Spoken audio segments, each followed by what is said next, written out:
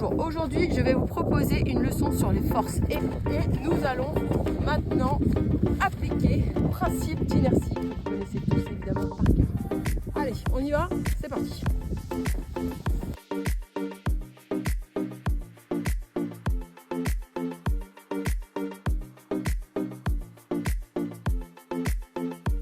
Alors, qu'est-ce qu'il dit, le principe d'inertie?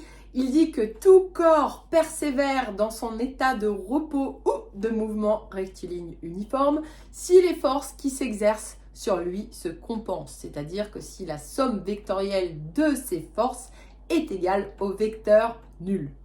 Prenons tout de suite l'exemple concret d'une skieuse. Une skieuse, comme vous pouvez le voir, expérimentée. Regardez-moi. Je suis bien au repos. Revenez par ici.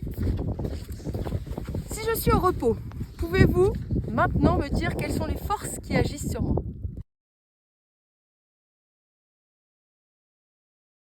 La skieuse est au repos. Ça veut dire que je peux appliquer le principe d'inertie. Si mon objet est au repos, le système est au repos, c'est le cas, ça veut dire que la somme des forces qui s'exercent sur cette skieuse, eh bien, est nulle. On va donc faire ce qu'on appelle le bilan des forces, c'est-à-dire énumérer et donner toutes les forces qui agissent sur ce système. Première force que l'on peut donner, eh bien, c'est le poids. Le poids de cette skieuse, P égale M fois G. Origine, centre de gravité du skieur.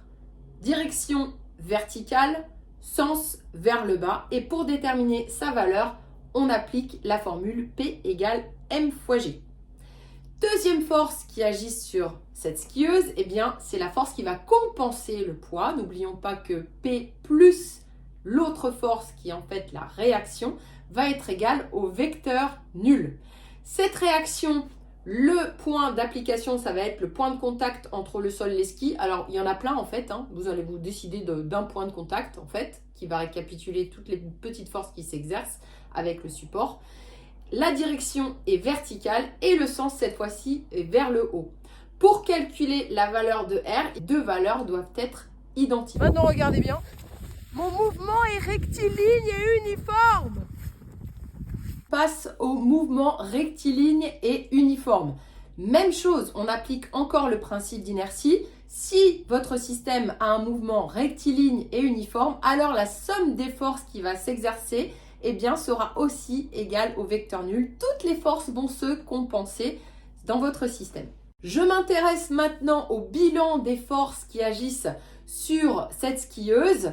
Eh bien, j'ai donc le poids, la réaction, tout comme tout à l'heure, exactement les mêmes caractéristiques que lorsque on était au repos. Mais il faut maintenant que j'ajoute deux forces, la force de traction qui va la faire avancer et la force de frottement qui agit dans le sens opposé. Donc là, on verra à ce moment-là que les deux forces qui agissent sur l'axe horizontal, eh bien, elles sont égales en valeur, mais opposées en sens. Même chose pour le poids et la réaction. Si je fais la somme de ces quatre forces, eh bien, ça me donne le vecteur nul. Voilà, la vidéo est maintenant terminée. Je vous remercie d'avoir écouté, si vous avez écouté jusqu'au bout. N'oubliez pas de mettre des petits pouces bleus pour faire décoller les abonnés.